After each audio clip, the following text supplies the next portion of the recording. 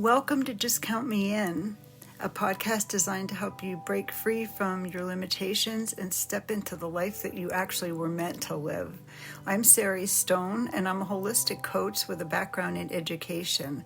For the past 6 years, I've been guiding people to transform their lives from the inside out. My journey, to be honest with you, was not always clear. For years, I actually felt like I was living someone else's life, checking all the right boxes, but never feeling quite truly fulfilled. That all changed when I experienced a few miracles, met some incredible teachers, and had a major wake-up call that forced me to shift my entire perspective. Wayne Dyer once said, when you change the way you look at things, the things that you look at change. And that is exactly what this podcast is about. Helping you see your life in a new way so that you can start living with authenticity, purpose, and passion. Each week, I'm going to bring you 30-minute episodes filled with insights, practical strategies, and inspiring interviews to help you uncover what truly lights you up and identify what's been holding you back. Eventually, this is going to ignite your motivation and create real change. Are you ready to step into the life you were meant to live? Then just count me in. Hit subscribe and join me on this journey. If this episode resonates, please share it with a friend who needs a little inspiration today. Let's do this together. Welcome back to Transform Your Life, Just Count Me In. I'm Sari Stone, your host, and happy Friday the 13th. So we are living in a time right now of transition. Families are raising kids for a world that no longer runs on obedience, predictability, or even fear-based motivation. It's just not the way these kids are wired. Businesses are leading teams who care just as much about values and purpose and integrity as they do about profit. Things are changing. That means the old ways of using fear in order to control behavior, even if it's in a subtle way, no longer work. I don't know that they ever actually worked.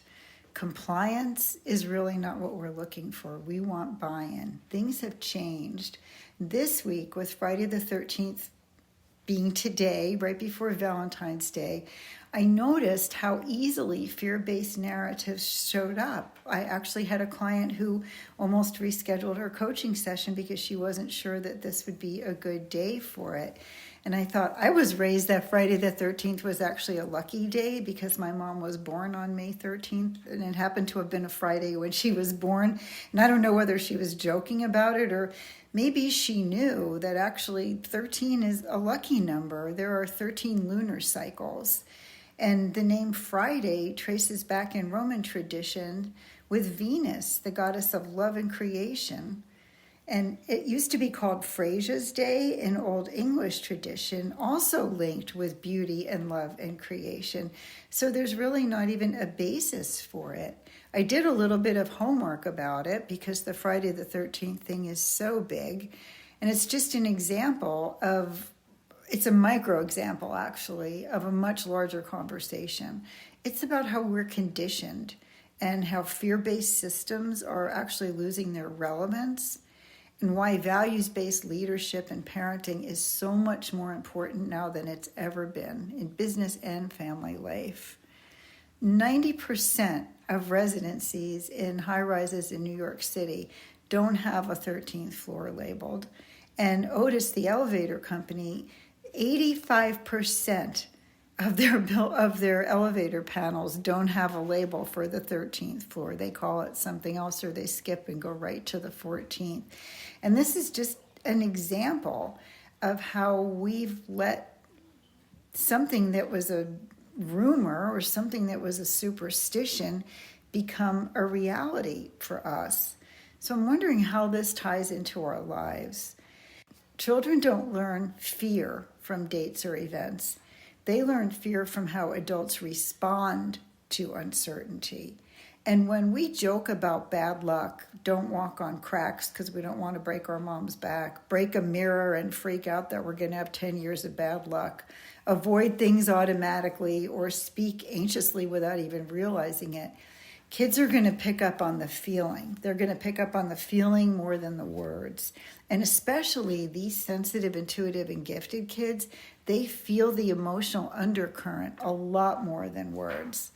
Fear-based models are breaking down, and it's about time, because for a long time, fear worked. It worked in school systems. It worked in corporate hierarchies. It worked in parenting models. Fear kept people compliant. It kept us predictable. It kept us very manageable. It kept us under control. But we're questioning that right now because we're more aware. We've evolved beyond that. The generation that's being raised now is also completely different. They're intuitive. They're emotionally very perceptive.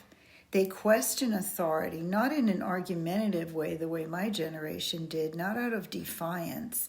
They question authority out of awareness and an awareness of what the truth really is. And that is not a problem. That's evolution. Friday the 13th is a perfect example of how meaning gets assigned to something and then inherited without us consciously even thinking about it. There is no inherent danger in a date, yet people still adjust their decisions, tone, they adjust their expectations around it. And that's exactly how fear-based leadership also works in business and in families. Values-based leadership begins when we say, just because this belief exists doesn't mean I've got to live by it. Human-centered businesses moving forward are going to be defined less by control and more by clarity. In business, fear often disguises itself as being realistic. Don't shoot too big. Success is cyclic. There's just a lot of old paradigms that we now know aren't necessarily true at all. Realism without reflection can really quietly limit growth. Leadership starts when we question the stories that we all inherited about taking risks. The leaders who thrive and really make it in this upcoming generation are going to lead with emotional intelligence. They're going to encourage critical thinking. They're going to value communication. They're going to model self-trust and discernment. They're going to make decisions that are aligned with values, not panic, not fear. This generation does not respond well to fear. They respond to authenticity. There's a big difference. That requires of us a different kind of courage. So to families out there that are raising the next generation, parenting is in this era isn't about preparing kids to fit in, and we know that. It's about preparing them to think and feel and choose consciously. When we pass down fear, even casually, we teach nervous systems to brace instead of trust. Nobody makes their best decisions like that. And when we model curiosity and discernment, we teach something far more valuable. We teach inner authority.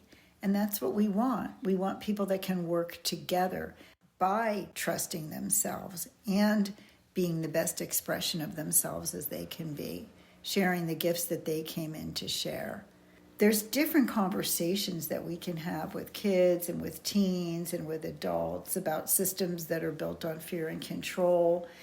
And if you've got a little kid that you're talking to, you can say things like, some people believe that Friday the 13th is unlucky. That's a story people told for a long time. We can notice and we can still make choices in how we feel.